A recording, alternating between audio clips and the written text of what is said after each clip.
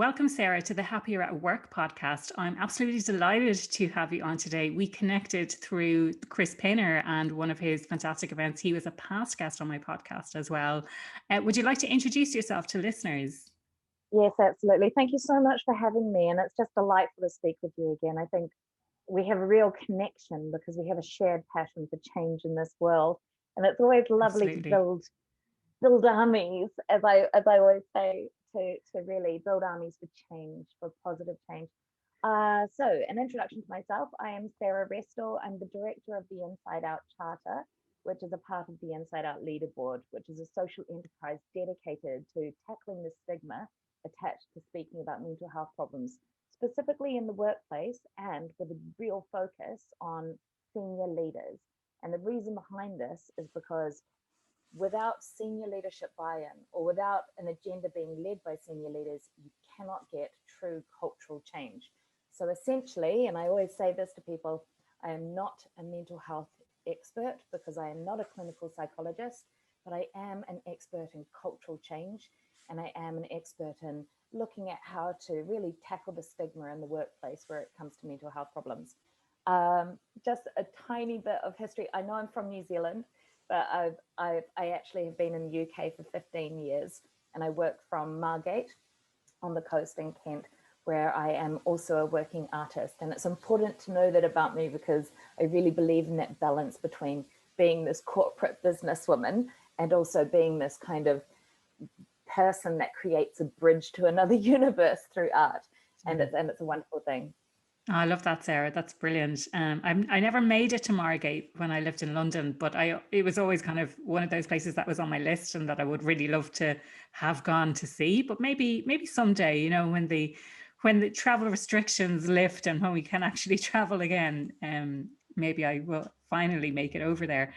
I loved what you had to say about not being a mental health expert. Like people often say to me, "Oh, you work in that area around mental health," and I don't feel like I do. I kind of feel, I often talk about imposter syndrome, like, but genuinely, I would feel like an imposter if I was talking about that kind of stuff.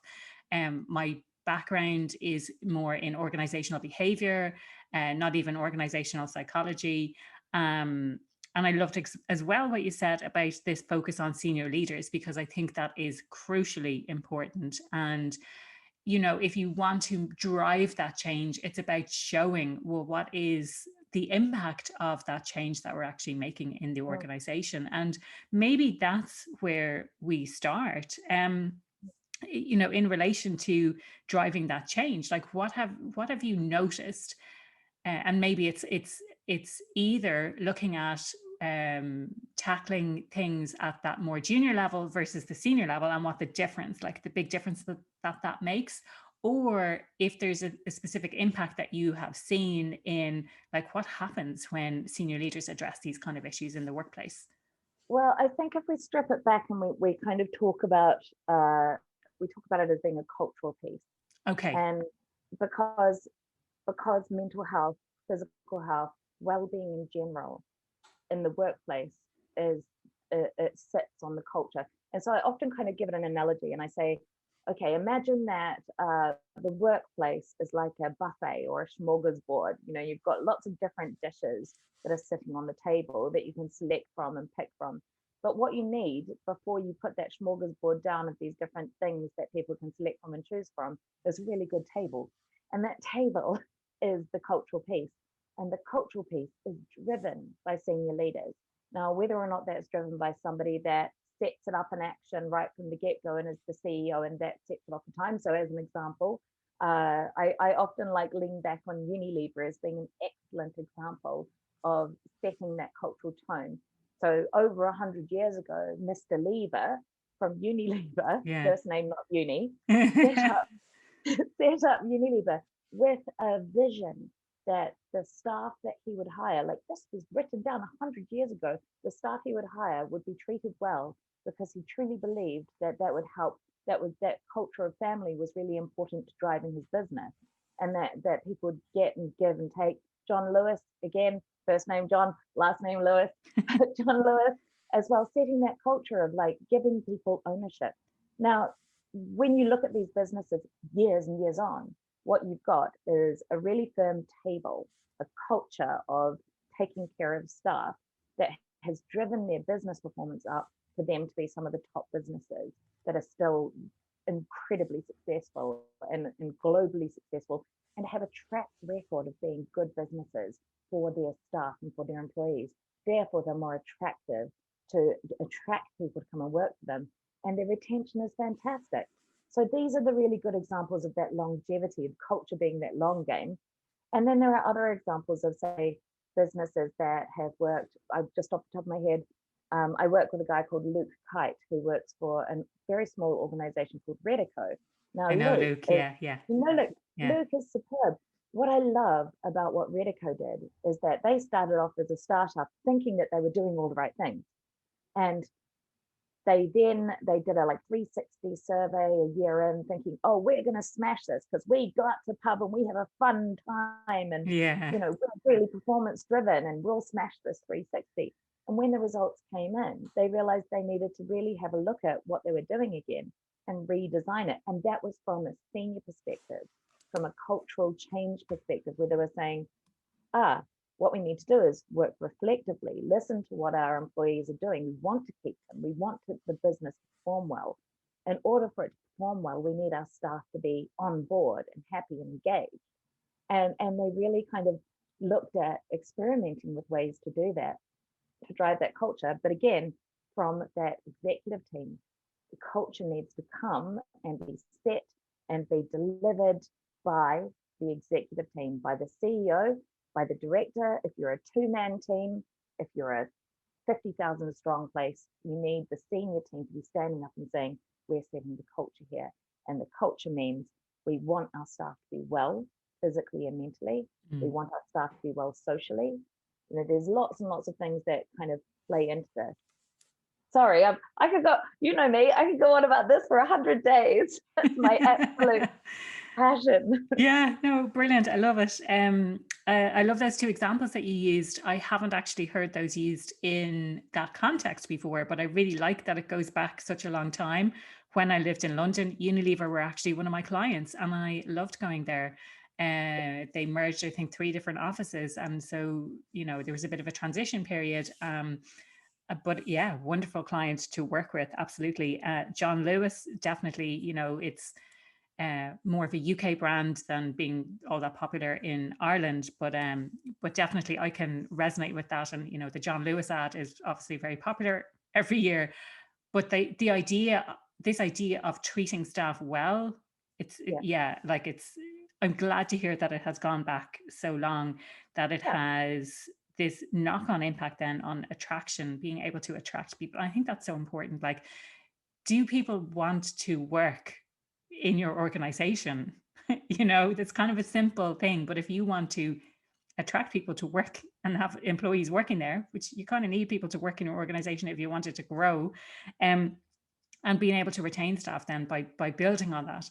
And this concept of culture coming from senior leaders, I think definitely 100% agree with that. There's obviously other people will kind of talk about, well, the culture is sort of embedded and it's almost like a top down and a bottom up approach. But for me, the example, let's say, is set from the leaders in an organization. And there's a couple of things or a couple of points that I'd love to make around this. And the first one is that when a leader does something, that needs to be in line with that culture that they've set. And I suppose for me, values of an organization and culture are interlinked. The values piece is crucially important to the kind of culture that you're trying to develop.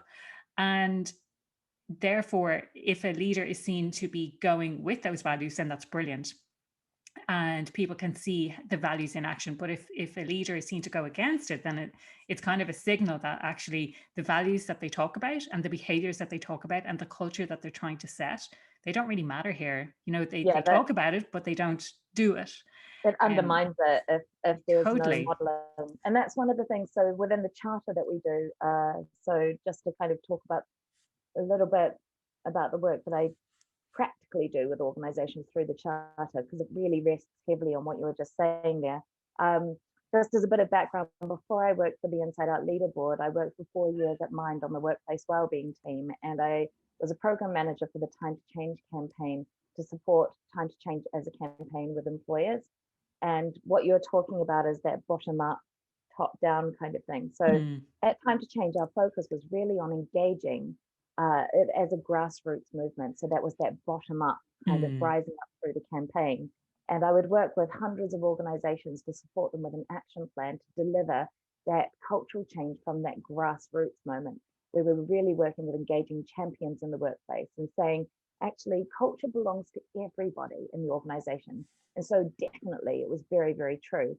We had an action plan there that was, we kind of refined and honed it. And I really love that practice of working reflectively to say, actually, what works and what doesn't work?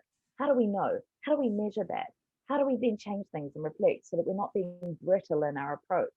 And with the Time to Change program, we had 7 key principles that ended up actually feeding directly into the Thriving at Work report, the Stevenson Farmer Review in 2017. And we had senior leadership buy-in at the top there. And then we had things like reviewing your policy or making sure that you're raising awareness or engaging your champions throughout the action plan for that wellbeing strategy. And what we would see is that if you had people achieving 6 out of the 7, but one of the things they weren't really achieving was that senior leadership buy-in, that was a real stretch. It really took a lot of hard work from the HR to get galvanized and working and pushing. And it wasn't a cultural change.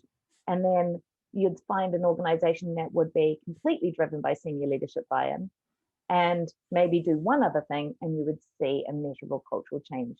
So when I came to work for the InsideOut Charter, the charter is really focusing in on that. How do we engage senior leaders? And we work so effectively it's membership. I work with an organization in a bespoke way as a sort of ad hoc person that comes in like a consultant who comes in and looks at tangible actions that senior leaders can actually take to make this impact. So I work with a lot of executive teams to talk about this. And this comes back to what you were saying about that you've got to walk the walk if you're going to say something as a senior leader. Yeah. So we know the why behind why senior leaders need to be driving this cultural change. And the charter provides the how, because what I do is I go in and I say, right, so one of the things that you want to do to set culture is to say to your staff that they need to take care of their well-being. So they need to take regular breaks, or they need to not be always on, because that will cause burnout. Unless that's a part of what makes that staff member who they are. There's nothing wrong with someone that's on a lot. I'm on a lot, and I'm driven by the purpose behind my job. Yeah. But as a senior leader, what can you do to tell staff this? So just as just a little tip that any senior leader can do is to put underneath your signature, I check my emails between 8 a.m. and 6 p.m. Please don't expect a reply from me out of those hours. Now, as a senior leader, you don't have to stick to that, just FYI. I know that there are plenty of members of executive teams that work, like get those brain sparks at 1 o'clock in the morning and are sending off an email. But my boss does that, and that's wonderful. So I don't want to stop people from doing that, but you can set up your email account to, if you write that email at 1 a.m., it doesn't get sent until 8 a.m. Yeah. And it's a small thing like that where you're literally telling your staff, this is best practice. This is what I am doing. And my expectation of you is that you do that too.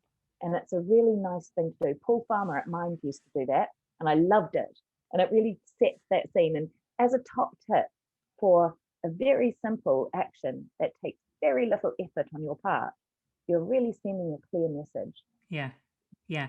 I have several questions related to what you've just said, but I wanted to kind of make that second point about the senior leadership and the fact that if someone, let's say at a more junior level, does something that goes against the culture or goes against the values of the organization, then it's kind of like, oh, okay, yeah, it's not really in line with the values. But if someone at a senior level does it, it sort of amplifies because there's so many eyes on that person.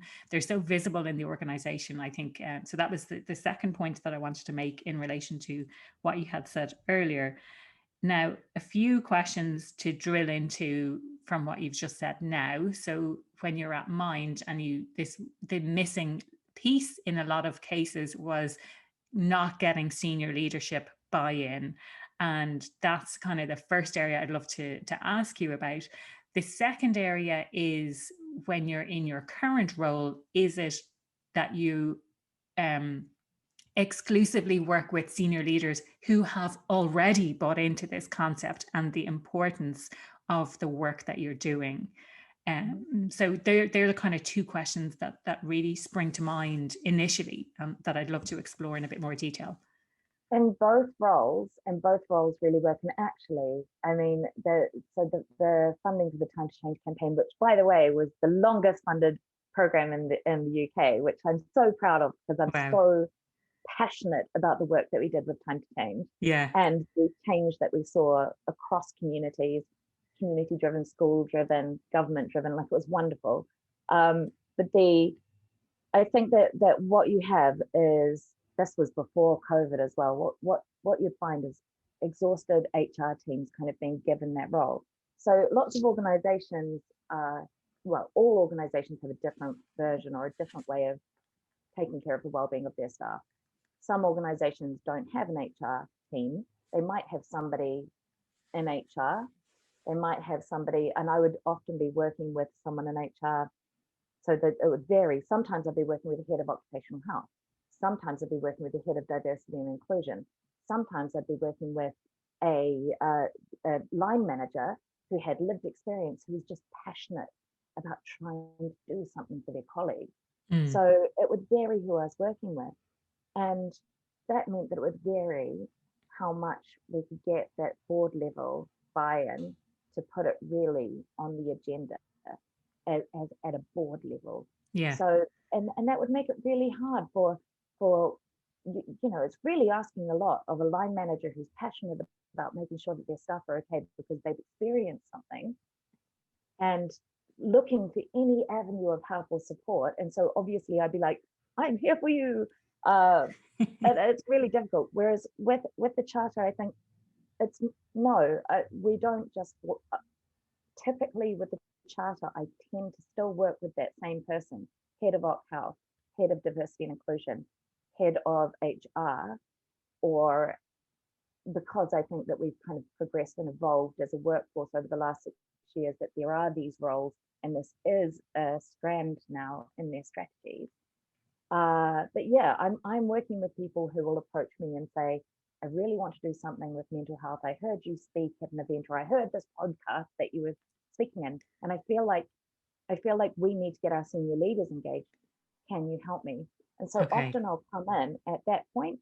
Yeah. So it's not it's not driven by it being a CEO or a director getting in touch with me and saying, yeah, I passionately believe in this. What can my team do? Although that would be like, say, 50% of the people I work with as well. Okay, yeah. And then they'll pass me on to somebody that can help kind of marinate that through their strategic way of putting in place. But yeah, most of the time it is with somebody who says, this is on my radar, and I understand that I need some support and help in getting that exec team buy-in. What can you do? How can you help me? And that's where I start to really do, first of all, it's never a one-size-fits-all piece. So it's not like I can say, oh, we've got this framework, you'll be fine. Really it's about asking some questions, and I call it doing a stock take. So I liken it to, most organizations will be like, and it depends on the age of the organization, but you know how every house that you've ever lived in's always had that spice cupboard, and you've got like oil that you bought 6 years ago in there, and then you've got like some saffron, and does saffron go off? I don't know, but you've always got that kind of like filled up thing. And so it's really about saying what actually already exists. So you pull it all out, you look at what already exists, you look at what you need to get rid of, you look at what you can salvage, you look at what you could maybe refurbish or reappropriate. And this is important because you need to do that stock take, like with the spice cupboard, before you just throw money at it and think, oh, we'll need this. I'm making a paella. I'm going to need all these new spices. Why don't you check what you already have? Look what's already fit for purpose. And that way you can really hone in on the things that you need to spend money on, and really hone in on the things that will provide value and add intensity of flavor, to go with the analogy, to that dish of culture that you're really cooking You can be thoughtful and mindful about it. And that's where I come in, and I'm able to really help people, mostly out of the experience that I've gained from working with hundreds of organizations on this. Yeah. So yeah, that's that's the kind of thing that I do. Not everyone's bought in, but I help to buy in senior level teams. And so it's definitely from my point of view, depending on what your executive team is currently doing or if they're bought in or not, it's about finding things that aren't going to further add to their stress, their workload, because there's so many things that they can do to address this. Yeah. And you'll find some senior leaders, they make that time because it's something that they are passionate about, and some senior leaders want to make the time but can't, so we make it easy for them. Yeah. No, I'm so fascinated by this area, and kind of going back to our early conversation about the importance of senior leaders. How then do you translate that into getting that buy-in from the people who, and I'm coming at this from the perspective that I've recently encountered a few clients where you kind of have HR as a separate, and it's seen very much as a cost to the business. It's not seen as something that's adding value. And I suppose what I'm trying to drive is the change within that perception that actually HR has lots and lots of value to add to a business, and you can quantify that value quite easily so that you can get that buy-in from the senior leaders, and HR should have a table at that senior leadership meeting as well. So trying to get that buy-in. So that's, I suppose, the perspective I'm coming at it from an analytics and from a commercial perspective. Like, how do you get that buy-in from those senior leaders? Like, how do you prove to them that this is something that works? Yeah, well, I'm famous for saying data is your friend. Data. And if you're not measuring something, you're missing a trick. Yeah. And so what we do when I engage with organizations, we actually have a data capture survey at the beginning of a charter membership that then gets measured every year that you're a member with us.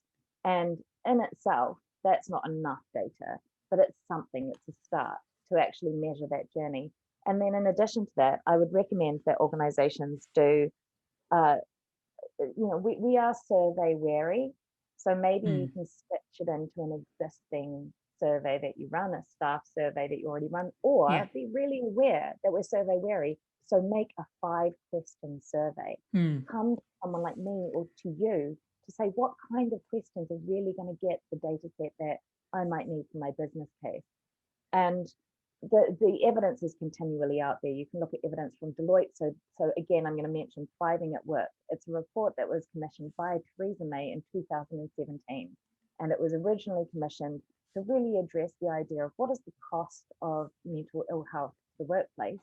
And then what are the actual recommendations that you would make to address this? Because in 2017, the cost to workplaces, so specifically to businesses, was something like £44 billion a year.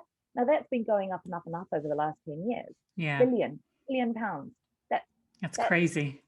That's just in the UK. Yeah. I can't even fathom. That's a million, billion. That's so huge. Yeah. The cost of the country and the economy is 130 billion a year. Yeah. So we need to address it because it makes business sense. Yeah. And there are constant statistics out there. I just saw some released by Gallup just this morning. Chris Pinner shared those on LinkedIn, and I was like, yes, because organizations are now starting to invest in measuring what is the cost to the organization of not taking care of people. Now, just to put this in really plain language terms, you don't make money out of someone you hire for 12 months. So you want to hold on to that person because they are an investment. Yes. So you need someone to work for you for 2 years before you actually make the money back. Yeah, absolutely. Right. Yeah. And just to kind of give it a little bit of a story, and this is a classic case. So let's say that we can use me. I'll use me, my mental health problem. Let's make it real. I have a mental health problem. I live with an anxiety disorder, and I was stressed at work. I wasn't really coping, and my coping mechanism bucket was getting more and more full, which meant I had less and less space to access my coping mechanisms. Okay. And so it was getting fuller and fuller and fuller. Now, it wasn't just workload. It was also impacted by missing my family in New Zealand, impacted by losing a family member in New Zealand, impacted by not loving my living situation, or all of these things Yeah. that then threw me into a state of having an anxiety attack. I spoke to my doctor, and my doctor said, you need to take some time out. So I took 2 weeks off work. Now let's look at the financial bits of this. Yeah. First of all, my employer lost me for 2 weeks at a cost of thousands to them. Yeah. Second of all, my workload had to be covered by my colleagues, which meant that there had to be some shifting, another cost. Yeah. You know, that's already a cost that I am doing through being unwell. So what often happens, and this happened to me too, was that on the Friday, so I was due to go back to work on the Monday. On the Friday, even though I'd had 2 weeks where I'd actually become well, I got so anxious. I Yeah. was so worried about going back to work. I was so upset about this. And this happens to a lot of people. And what they do is they call their doctors, and their doctors say another 2 weeks. Yeah. Right? So that's 4 weeks. That's a month. Someone that's taken a month off work with ill mental health is more likely to quit their job within the next 6 months and leave completely. And that next 6 months will be 6 months of presenteeism, not Yeah. necessarily doing as much work. Yeah. Now, Not as productive. exactly. Here is an intervention that my boss did at the time, that one of my managers did at the time, that stopped that. So it's as simple as this. One of my managers called, it was Emma Mamo, manager of the workplace wellbeing team, or she runs the workplace wellbeing team. She gave me a call on Friday and she said, how are you doing? Just to let you know, we're really looking forward to supporting you back to work. Don't worry about what time you come in. We've got you, we've got your back, and I'm just giving you a quick call to let you know that. So when you come in on Monday, just come in at your own pace. It'll be a phased return so we can figure out how many hours you want to do. Just know that we've got your back. Simple. It took 20 minutes for her to do that. Yeah. I came to work on Monday, relieved, happy. It felt like a hero's return. It felt like Yeah. I recovered from something. Yeah. And that was one intervention. It took 20 minutes of her time to do, and it saved the organization money. Yes. Like, in addition to it being the right thing to do. Yeah. No, that's an incredible story. Thank you so much for being so open about that as well. You know, and like what a simple thing for your manager to do. And it ties in with this whole concept of just being human at work as well, doesn't it? You know, she, like you say, she didn't have to do that, but she took the time out just to make sure that you're okay and that she and the team could make your transition back into working actually much easier. Yeah. Well, and I felt taken care of. And that's like a return. That's in any relationship, you know, in a romantic relationship, in a friendship. It needs to be a whole and complex circle. And I love work. I think work is so good for us. I think work offers us purpose.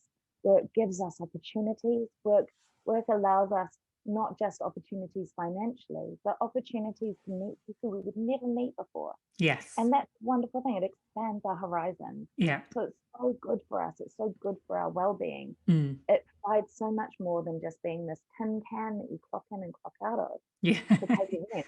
Yeah. You know, that I think it's really important kind of to acknowledge from both sides, from the side of an employee, that your work is a place, it offers you so much. And from an employer's perspective, to understand that is also, they're a complex part of a bigger community, a bigger plan, a bigger thing.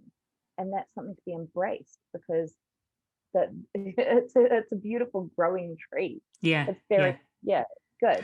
I think when we first started working, that it was in exchange for money. You know, that was that was the purpose of it.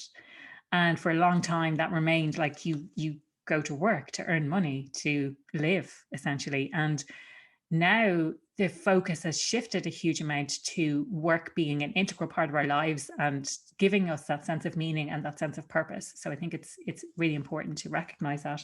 And thank you for calling it out.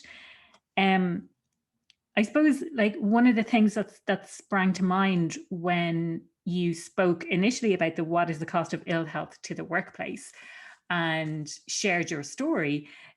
One of the things that occurred to me is that anyone who's listening now, if they could have a think about what could they do, or how much is ill health currently costing their organization, and what steps can they put in place to mitigate that cost. You know, you shared your own personal story of you get to the end of that 2 weeks and then you're like, oh no, I don't, oh it, you know, and it kind of rises up again, this level of anxiety.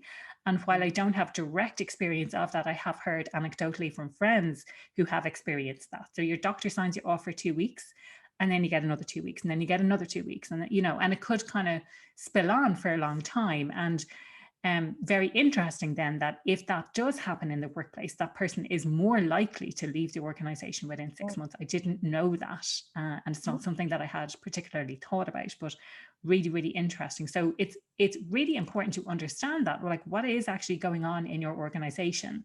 And maybe we can talk a little bit more about some of the steps that organizations can put in place to have a positive impact in work. You mentioned about that kind of very personal, you know, and I've heard various stories of like the letters coming through the post and saying, you need to come back to work because of X, Y, and Z. And it's like, well, that, you know, that just makes things worse. And you're going to go definitely straight to your doctor and be like, right, another 2 weeks off.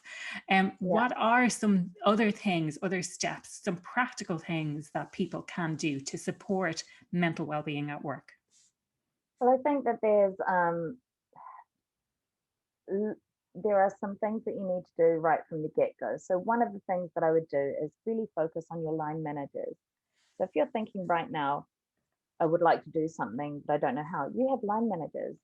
If you're a big enough organization, or you might be a line manager, you have a direct relationship and an obligation to take care of your staff members. So one of the things that you could do, if you're a big organization and you've got a budget, you want to have a look at doing something with your line managers to equip them to have these conversations. So lots of line managers are promoted to a management position because they're really good at a task, but they might not necessarily be really good at people. So give them the opportunity to be good. It's not something that we're just born with. Oh, I'm really good with people just because you get on with them at the pub. Understanding how to manage people and how to have these conversations is really important. So it's worth investing in. And there's loads of different training organizations out there that can support with line manager training. Do a little bit of research, ask colleagues, ask me, get in touch with me and ask me. You know, there's lots of lovely courses that you can do. But one of the quickest, cheapest things to do is to have a look at your one-to-one structures. Now, if you don't have one-to-one structures, make one. Make a structured conversation that a line manager can have with a staff member every single month, at least every month. And within that structure, you want to be looking at, yes, KPIs.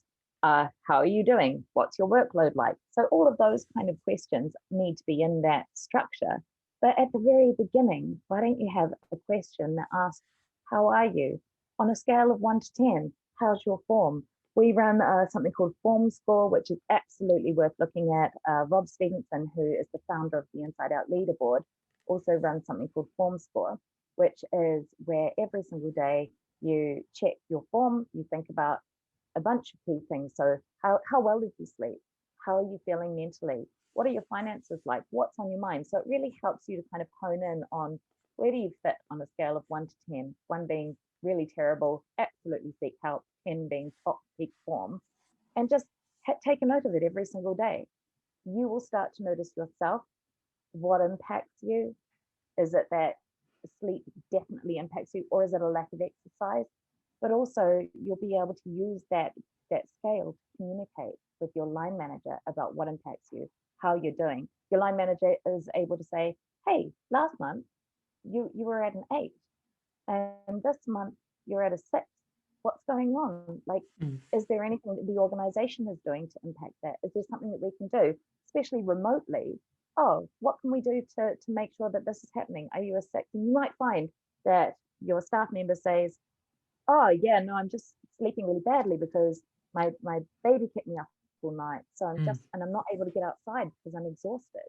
And it's got nothing to do with work. So then the line manager gets to say, why don't you make sure that you take an extra hour off today at lunchtime so you can go for a walk? Or what can I do to support you with this? Or don't forget, when you're working at home, it means that you could probably sleep in and work a bit later if you need to, because we have that kind of flexibility at the moment.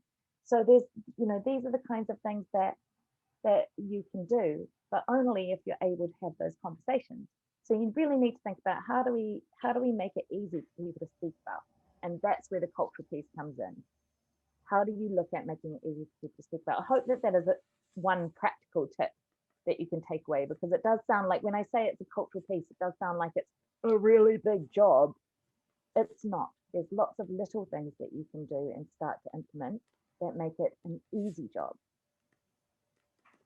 No, I love that. I love that it's one. I love that it's very simple. It may be not easy, but it is certainly simple. And this idea of focusing on line managers, and it's interesting that you say, yeah, people get promoted because they're good with the skills, they have the they got the task nailed, but actually when it comes to dealing with people and people issues, then they don't necessarily, they're not necessarily already naturally equipped with that to be able to deal with it. And that's come up time and time again on the podcast. And it's so true. And I love this idea of equipping them to be able to have a conversation. There's lots of different conversations that managers need to have with their employees. This is one of many. And I think equipping them to have those various types of sometimes really hard conversations is really, really important to do. So no, I think that's really, really brilliant.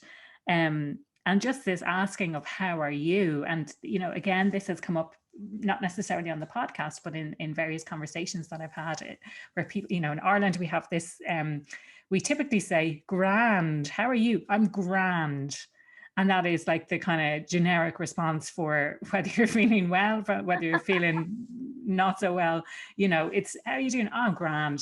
Things are grand. But actually, if you dig in behind that and say, no, like, how are you actually doing, or how are you really doing? Just taking time to show that you care about the answer that someone is going to give, I think makes a difference. I saw something on LinkedIn just this morning about the importance of small talk. Now that we're all working remotely, just having a couple of minutes at the start of a meeting for small talk, for people to kind of catch up on what's going on, and keeping an eye out maybe on, well, how do people look? How are they presenting on Zoom? Are they showing up with their cameras off? And that might be an indication that they need a little bit more support. Or are they showing up if they're looking a bit tired because they haven't had enough sleep, and things like that. So no, really, really love that.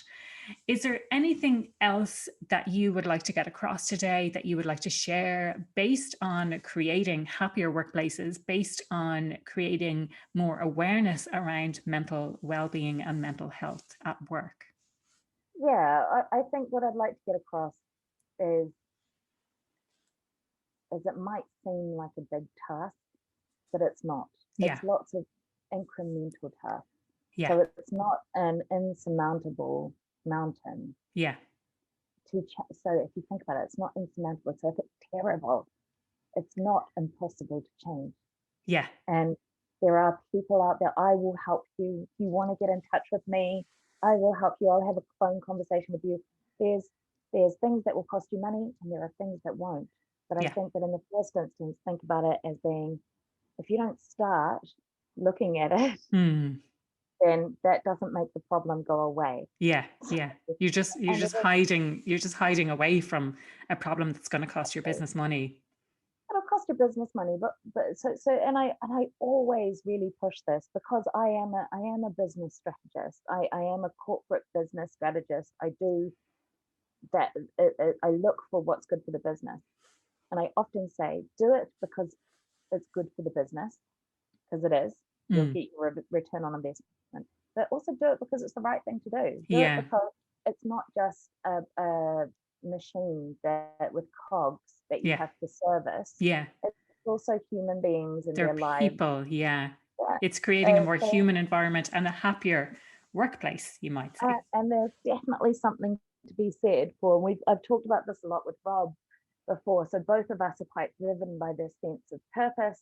Yes, our passion for addressing stigma, our passion for making the world a better place for people with mental health problems, but also that we both get something out of helping people. Mm. So that idea of connecting or supporting or changing someone's life, like I'm not going to pretend that I'm just some kind of like amazing warrior queen to say that makes me feel good. Yeah, I yeah, feel yeah. good. I feel amazing when someone says to me, I never felt comfortable talking about how I'm feeling before, and hearing you say that, like grown men having a cry, and I Yeah, feel like I've done something. It makes me feel good. So yeah, as an organization, it will make you feel good yeah, to improve people's lives. definitely.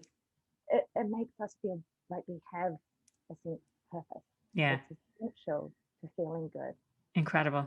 Yeah. Incredible. Sarah, the question I ask everyone who comes on the podcast, what makes you happier at work?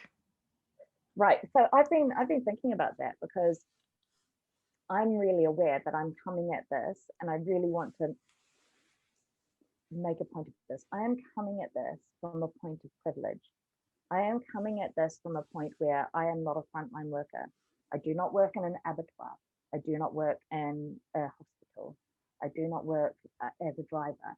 I work from home, and I've worked from home since last August. So I really want to caveat that to say what I'm going to say is really personal, because not everybody has the luxury of what keeps me happy at work. Yeah, But what personally keeps me happy at work is really planning out and dedicating my time speaking to people in a very planned way. So, as an example, in general, I only take calls unless it's an emergency, or unless I need to be really flexible.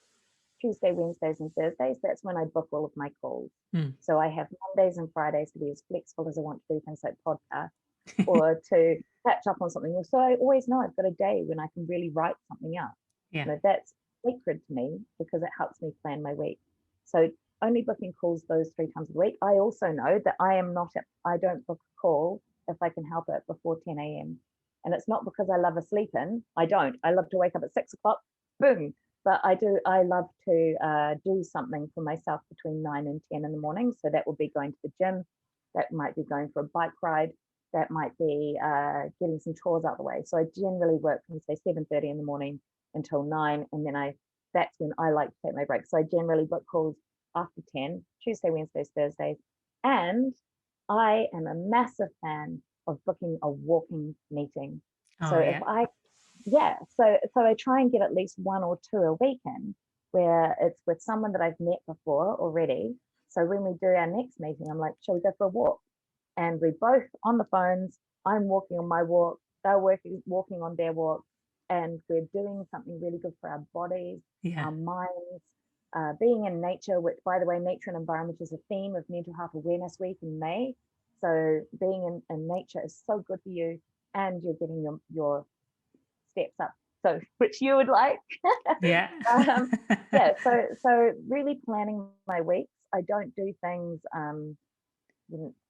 higgledy-piggledy. Yeah, So and that really helps me stay happy at work. yeah, yeah. It's this underlying sense of purpose, it sounds like, that you Yeah, you are very purposeful about the meetings that you set up, which ties in with this sense of purpose that you feel when you are able to help other people and you see the direct impact that your work is having. I think yeah. it's really, really important. Brilliant. And if people want to Well, reach I out, want and yeah, sorry, go on. so I want to. That's the thing, is I want to. I am passionate about helping people, and I want to deliver my best possible self to every interaction I have. So that's kind of what drives it, is that if I'm going to have a meeting with someone to talk about their strategy, I don't want to come into that meeting at 70%. I Yeah, want to come in and really give them whatever, like here with you and me. yeah, I really, really was looking forward to this, really prepared for this, because I want to give you everything in the time that we have. yeah, And yeah. and it is that sense of purpose, that give and take, and that's important. Amazing. Yeah. Yeah. So sorry, yes. So I, go I on. was going well, I was going to ask if people would like to connect with you, what is the best way that they can do that? I would say that there's two best ways, really. The first one is I'm really active on LinkedIn. So if you have a LinkedIn account, have a look at me. I've got a very unusual name. So Sarah, not so unusual, but my last name, which I can't say in this accent, is Restall. So it's as if I'm at rest all the time. Restall, Restall. So you'll definitely find me on LinkedIn. Please connect with me, message me. in private or on my anything I post, follow me. Please feel free to connect with me. Or you can simply email me, and it's sarah@inside-out.org. I am really transparent as somebody that is willing to have these connections, conversations with people with no secret agendas. You do not have to be afraid of that first call with me, because if you want to step up and create a beautiful culture, I'm on your team. Brilliant. Love that. Thank you so much for your time today, Sarah. I so enjoyed our chat, and I'm sure we could have continued on for a few hours, but gotta cut it short there. But it was really brilliant. Thank you so much for sharing your insights. You are just so wonderful, and I love your podcast, and just keep it up. You are such a wonderful hero in this army that we've got to change the world. Oh, So thank let's you so create much. happier working spaces together. Yeah, Thanks have so a much. beautiful day. You too.